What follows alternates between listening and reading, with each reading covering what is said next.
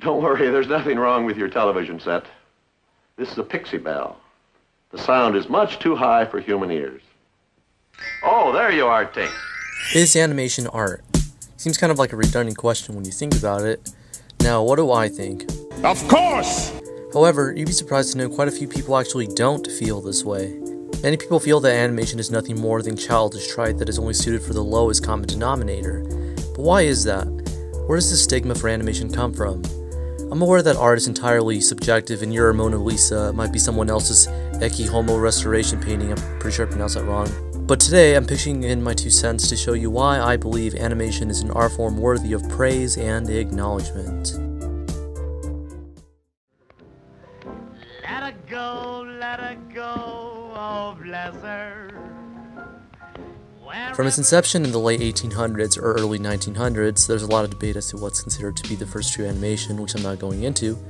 Traditional animation was a form of expression that gave life to drawings. However, the desire to want to attribute movement to drawings dates to as far back as the era of cave paintings, when animals were depicted with unusual number of limbs that was intended to give the illusion of movement. Anyways, during that early era of animation, it was thought of as a genuine form of art that was unlike anything else in that time. It was a statement unlike any other, and during its early years, it was a labor of love to strive for artistic refinement. As time progressed, it started to slowly become more of a quote-unquote trade, according to Winsor McCay, creator of Gertie the Dinosaur. Whether he was right or not is also up for debate, but with this new boost in the industry came the rise of many other names in the industry that further advanced the medium, to the point where Disney's first full-length animated feature, Snow White and the Seven Dwarfs, won an honorary Oscar in 1938 for its significance in screen innovation that charted millions and pioneered a great new entertainment field.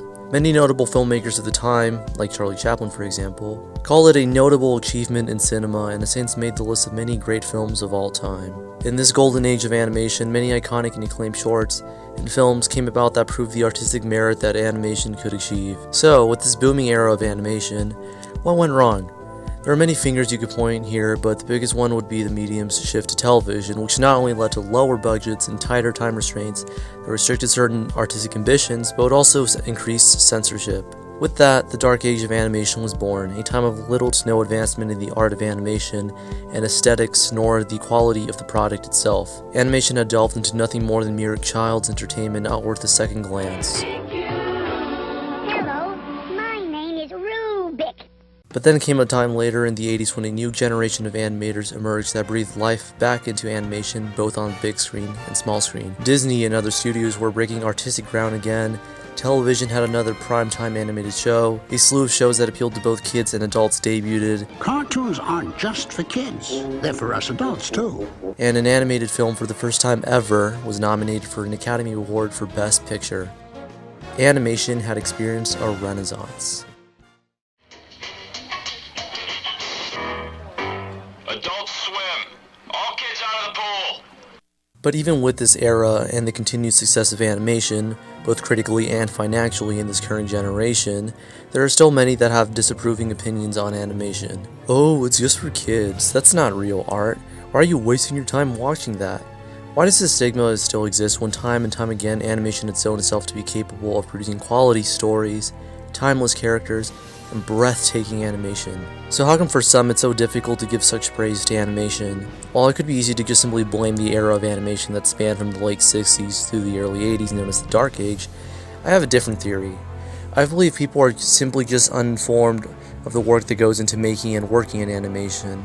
When animation first dawned, it was a new and exciting medium of filmmaking that was unlike anything else at the time. Now it's so common and familiar to everyone that it seems to have lost its artistic and innovative appeal and the magic that it had at the time to the mainstream. It's like eating your favorite food every day. At first it's the most amazing thing ever, but over time it just isn't special anymore, and you don't think twice about it on why you liked it so much in the first place. So my proposition for this problem would be to show people the work that goes into animation. Time and effort usually goes into working in animation. It's not like there's a make a cartoon button that just ships these shows and movies out. There's passion and effort in every frame. You must know exactly what you want every second of filming. There is no time to waste.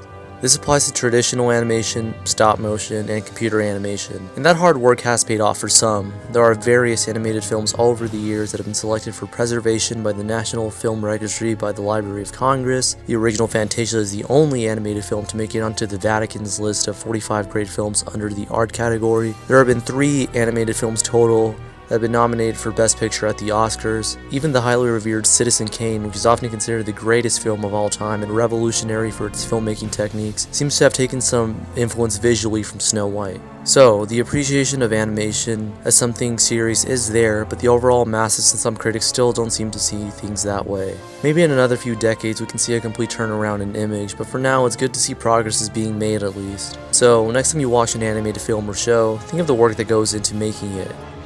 The art of animation. I'm so in love with the Disney animators. Why I think animation is the father of cinema, live action cinema, because they have to have in their mind a clear picture of how a chipmunk rolls over in the snow. They got to know what each side of that chipmunk looks like. And they don't build chipmunks and roll them over in fake snow. They have to use their imaginations and paint these things 12 cells a second. And how the fur moves and how the wind's blowing, and it's just, that's why I think all directors should be animators first.